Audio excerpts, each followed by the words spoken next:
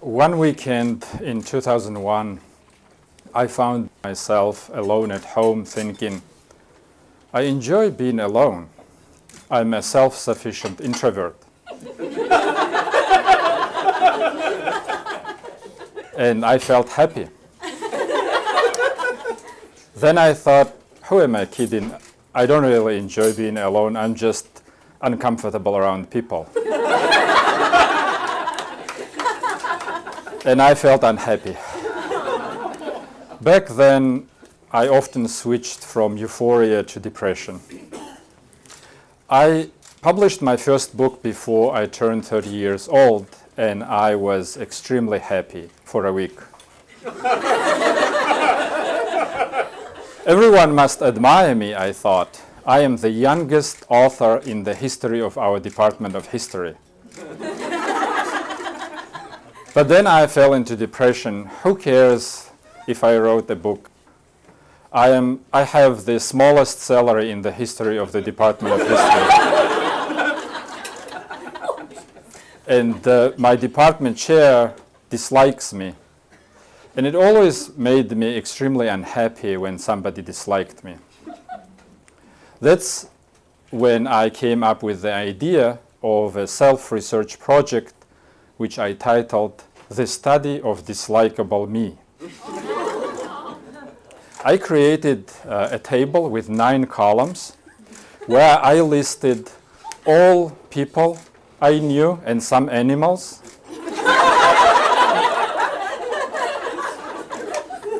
according to how they made me feel. I called the first column True Love, and I put there only one name, Eli, which was the name of my girlfriend's dog.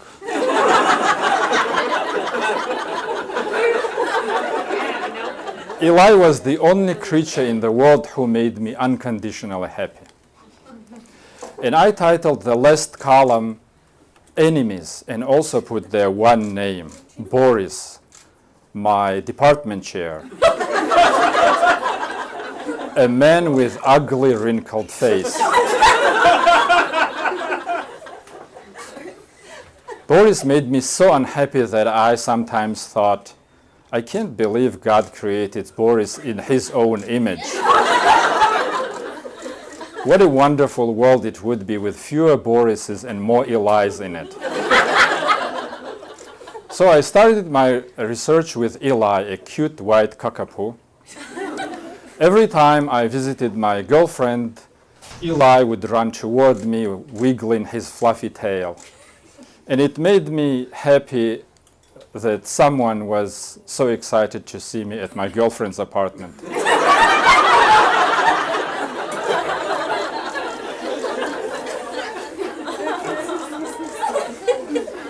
A couple of minutes later, however, Eli would lose his interest in me and indifferently walk away.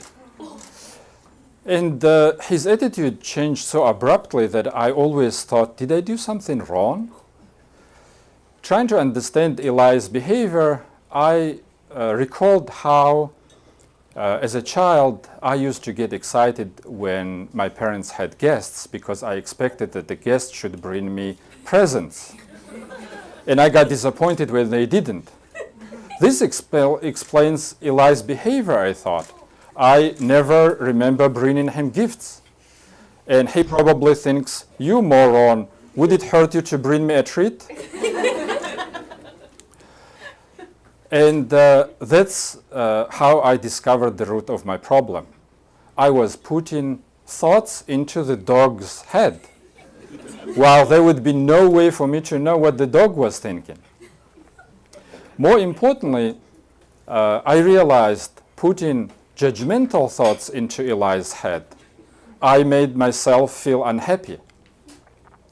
So I applied my discovery to all other people in the table, starting with the second column, which I called Lovables, and where I listed my best friends, my parents, and my girlfriend.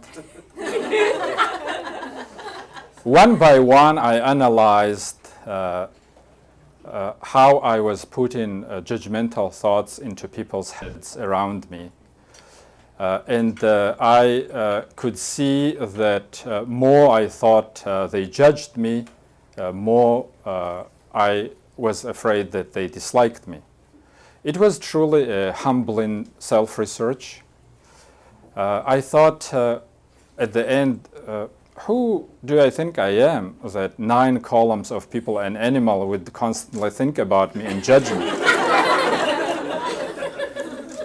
Finally, I approached the last 9th column with Boris, my department chair, and the ugly, wrinkled man.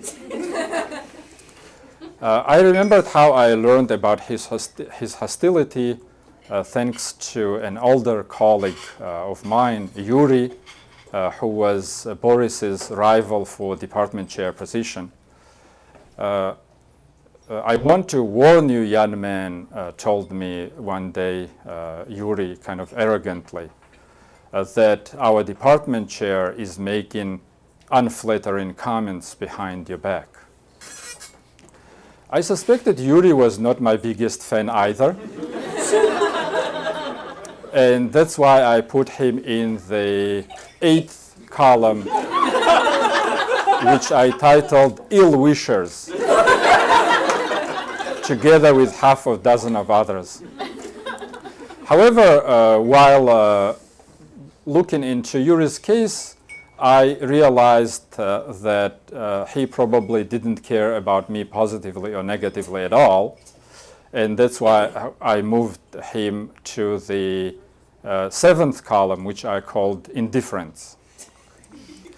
So while reviewing Boris's case, I also failed to find any real evidence of his hostility, and I realized that I never personally heard of him saying anything against me.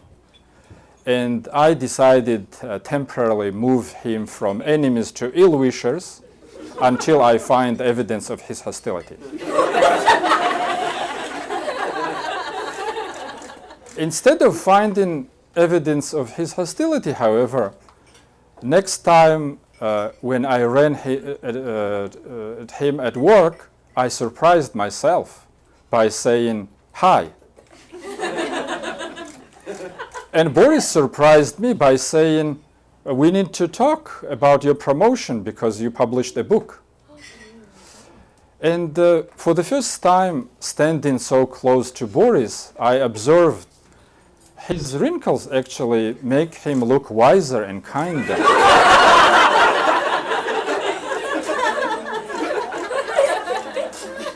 I'm still not sure how that happened. My self-flattering theory is that my study of Dislikable Me made me, in general, friendlier, and that made Boris subconsciously to like me. My unflattering explanation is that I only imagined Boris being evil and ugly, while in reality he always was friendly and handsome. So my self-research, the study of Dislikable Me, actually had practical outcome. I stopped having depression since then, and I started enjoying being around people. And I never again forgot to bring treats for Eli as a kind of thank you for helping me to discover the roots of my problem. And sometimes I even brought treats for Boris and Yuri.